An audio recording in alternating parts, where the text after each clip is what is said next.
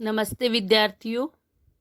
हम कक्षा 6 बसंत भाग 1 की अध्याय 3 का अध्ययन कर रहे थे, नादान दोस्त। इसमें हमने 2 भाग का अध्ययन कर लिया था। आज हम तीसरे भाग का अध्ययन करेंगे। इसमें केशव और श्यामा चिड़िया के अंडे देखने के लिए किस तरह से उतावले हो रहे हैं, हम ये देख रहे थे। 4 बजे एकाएक श्यामा की नींद खुली।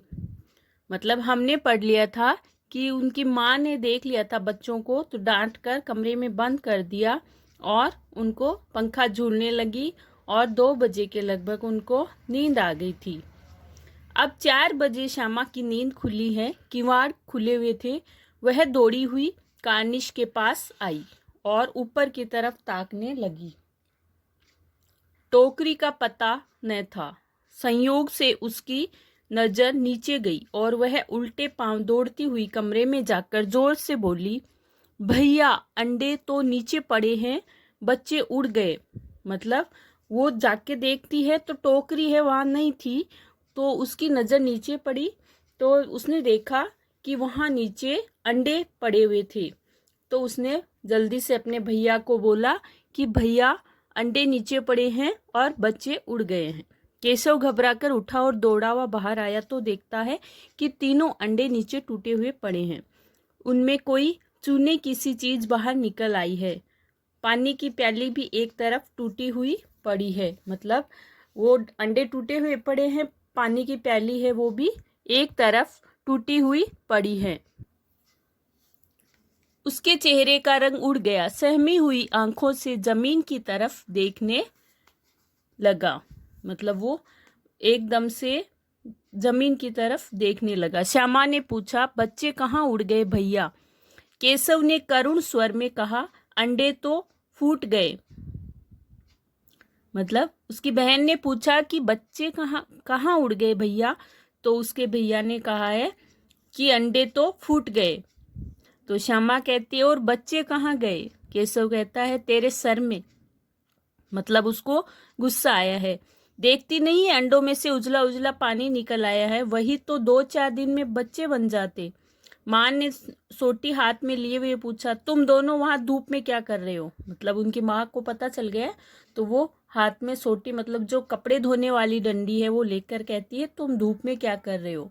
श्यामा ने कहा, अम्मा जी चिड़िया के अंडे टूटे पड़े हैं। माँ ने आकर टूटे हुए अंडों को देखा और गुस्से से बोली, तुम लोगों ने अंडों को छुआ होगा, मतलब हाथ लगाया होगा।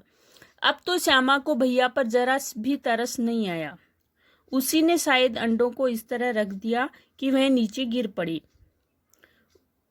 इसकी उसे सजा मिलनी चाहिए। उसको लगा कि केशव ने हाथ लगा के इस तरह से रखा होगा कि गिर गए।